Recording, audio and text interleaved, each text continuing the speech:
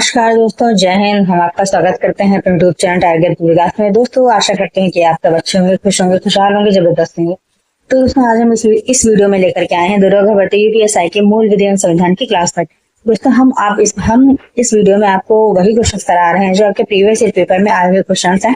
तो दोस्तों, आप हमको सपोर्ट बनाए रखें और वीडियो को अच्छे से देखिए बिना स्किप किए, और चैनल को सब्सक्राइब, लाइक, कमेंट, शेयर जरूर करिए।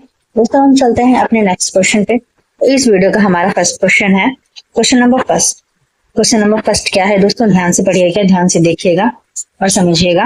और जिस किसी को भी क्वेश्चन का आंसर आता है वो कमेंट बॉक्स में कमेंट जरूर करें। तो दोस्तों, हमारा फर्स्ट क्वेश्चन है मिथ्या साक्ष्य देना, मतलब झूठा सबूत देना।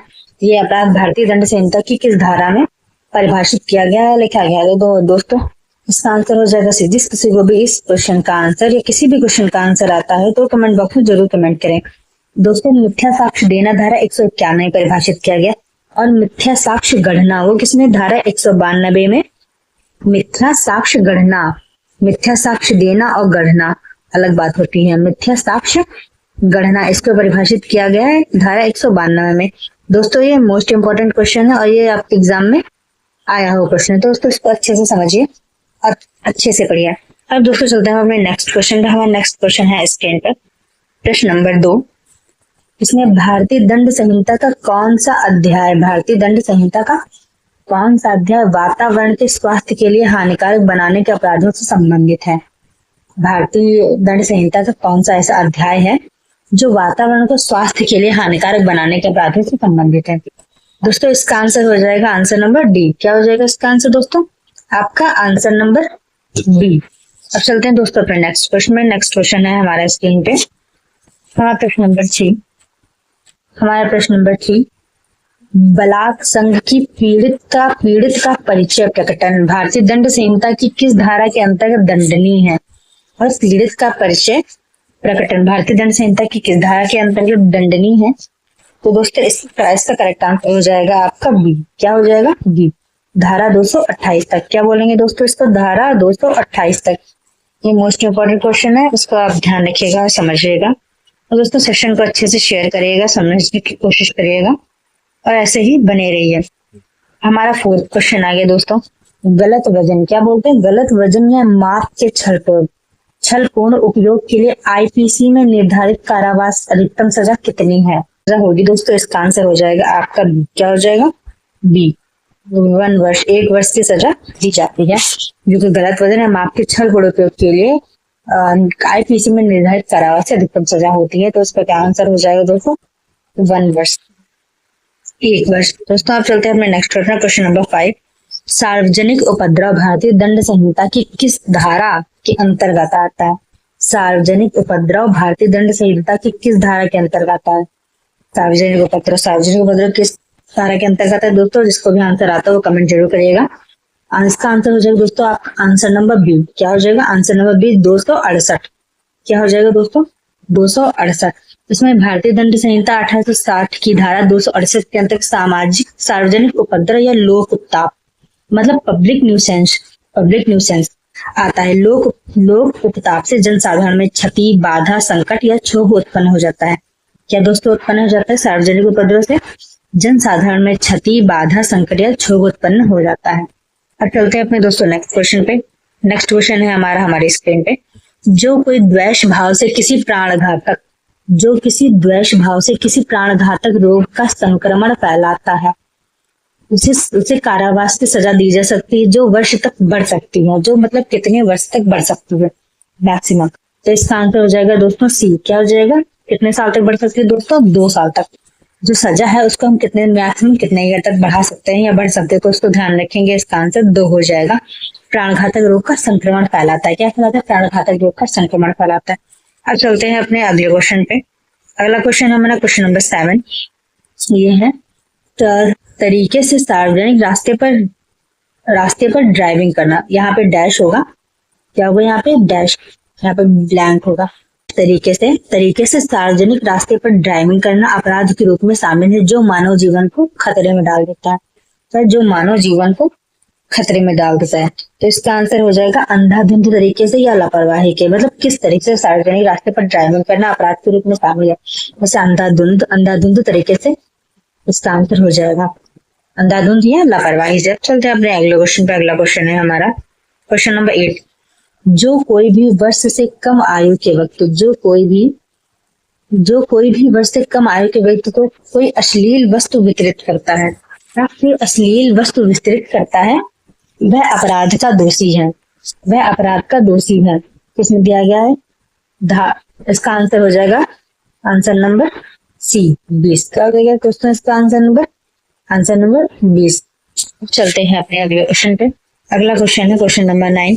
निम्नलिखित में से किस वाद में आपराधिक मानव वध और हत्या में अंतर स्पष्ट किया गया है? निम्नलिखित में से किस वाद में, क्या पूछेगी कौन सा ऐसा वाद है इसमें आपराधिक मानव वध और हत्या में अंतर स्पष्ट किया गया है? तो दोस्तों इसका आंसर हो जाएगा अपना आपका रेग बनाम गोविंदा। क्या हो जाएगा दोस्तों इसका आंसर? रेग बनाम गोविंदा। किस लिए इसका मतलब क्या क्वेश्चन समझे आप याद रखिएगा। आपराधिक मानव वध और हत्या में इसमें अंतर स्पष्ट किया है। किस वाद में स्पष्ट किया गया है? रेग बनाम गोविंदा में। और भारतीय दंड संहिता की धारा 299 में परिभाषित सदोष मानव वध, इसमें कौन सी धारा है? इसमें धारा परिभाषित किया गया सदोष मानव वध को 299 में, और तथा धारा 330 में हत्या और हत्या का अंतर को परिभाषित किया गया। जैसे इसमें दिया है किस वाद, इसमें वाद पूछा गया तो इसमें हत्या का हो जाएगा, हत्या का अंतर परिभाषित किया गया है धारा 300 में। क्या हो जाएगा दोस्तों? धारा 300 में। और मानव आपराधिक वध के हैं या आप सदोष मानव वध बोल सकते हैं, वो किसमें हो जाएगा? धारा 299 में। धारा 299 दोस्तों आप ये चीज ध्यान रखिएगा, जिसमें अंतर स्पष्ट किया गया है वो वाद पूछेगा तो आपको रेग बनाम गोविंदा है और गोविंदा लिखना है। और अगर आपसे मतलब धारा पूछता है तो हत्या का अंतर किस धारा में स्पष्ट किया गया है? वो धारा 300 में। और आपराधिक मानव तो वो है स्पष्ट किया गया धारा 299 में। अब चलते हैं अपने नेक्स्ट प्रश्न में। नेक्स्ट क्वेश्चन है हमारा क्वेश्चन नंबर 10। के.एम. नानावती बनाम स्टेट ऑफ महाराष्ट्र एक प्रमुख वाद है। क्या है?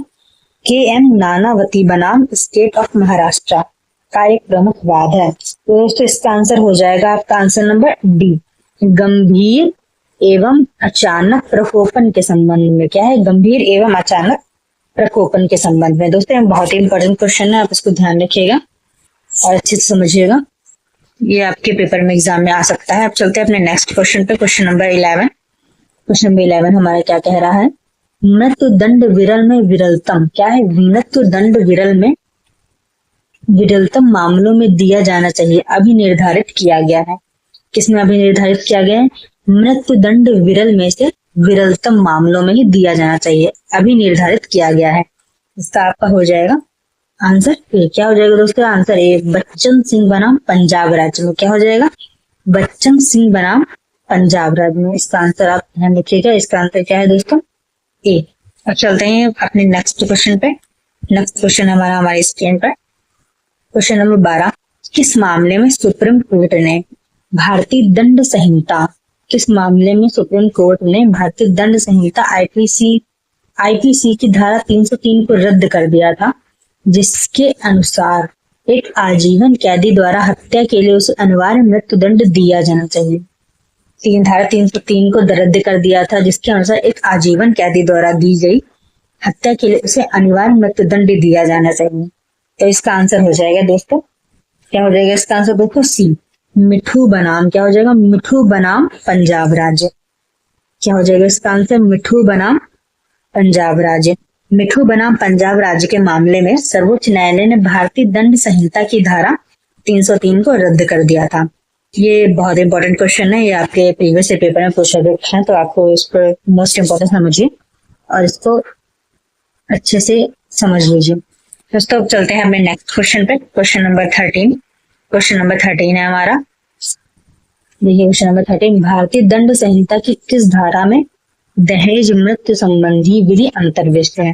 भारतीय दंड संहिता की किस धारा में दहेज मृत्यु संबंधी अंतर्विष्ट है? तो इसका हो जाएगा दोस्तों आपका आंसर धारा 300 खा। क्या हो जाएगा? धारा 300 खा। भारतीय न्याय संहिता 2023 की धारा 80 में दहेज मृत्यु संबंधी प्रावधान है। किसमें? दहेज मृत्यु संबंधी प्रावधान है भारतीय न्याय संहिता में और भारतीय दंड संहिता 1860 की धारा 304 के समान 304 खा के समान है। तो दोस्तों 2023 की धारा 80 में जो दहेज मृत्यु संबंधी जो प्रावधान दिया गया है वो धारा 304 खा के समान है। तो चलते हैं अपने दोस्तों अपने अगले क्वेश्चन पे। अगला क्वेश्चन है हमारा क्वेश्चन नंबर 14। क्वेश्चन नंबर, स्वेच्छा से एसिड फेंकना या फेंकने का प्रयास करना। स्वेच्छा से एसिड फेंकना या फेंकने का प्रयास करना भारतीय दंड संहिता 1860 की धारा दंडनीय अपराध है के तहत एक ऐसी कौन सी धारा में ये प्रावधान दिया गया है? तो दोस्तों इसका आंसर हो जाएगा आंसर नंबर बी, धारा 326 क्या हो जाएगा दोस्तों? धारा 326 वी। यह आपके एग्जाम में 2021 में पूछा गया प्रश्न है, मोस्ट इंपोर्टेंट क्वेश्चन है ये दोस्तों, आप इसको अच्छे से समझिए और ध्यान रखें। अब चलते हैं दोस्तों अपने नेक्स्ट क्वेश्चन में। नेक्स्ट क्वेश्चन है क्वेश्चन नंबर 15। प्रश्न नंबर 15 में है भारतीय दंड संहिता की धाराएं, किसके? भारतीय दंड संहिता की धाराएं 359 और 374 किन कृत्यों से संबंधित है? 359 से है 374 तक ये किन कृत्यों से संबंधित है? दोस्तों इसमें आपका आंसर हो जाएगा बी। क्या हो जाएगा? Option B. ऑप्शन भी एकदम सही है। इसमें 359 से 374 के किन कृत्य हो गए? इसमें अपहरण हो गया, बहला फुसलाकर भगा ले जाना, गुलामी और जबरन मजदूरी कराना। दोस्तों आप ये ध्यान रखें, ये भी आपका प्रश्न आया हुआ है, आप इसको ध्यान से पढ़िएगा और समझिएगा।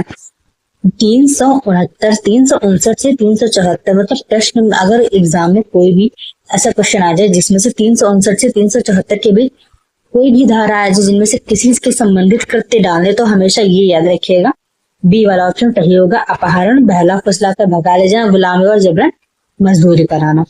ये भी एक इम्पोर्टेंट क्वेश्चन है। तो चलते हैं अब दोस्तों अपने नेक्स्ट क्वेश्चन। हमारा नेक्स्ट क्वेश्चन है प्रश्न नंबर 16। इसमें है एस वरदराजन बनाम स्टेट। क्या है? एस वरदराजन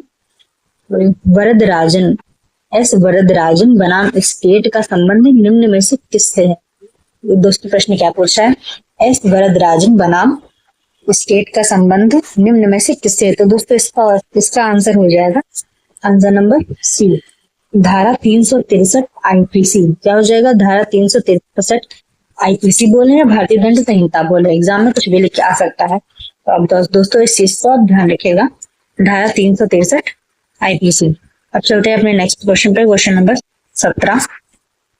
क्वेश्चन नंबर 17 देखिए, भारतीय दंड संहिता की किस धारा में फिरौती के व्यपहरण का उपबंध है?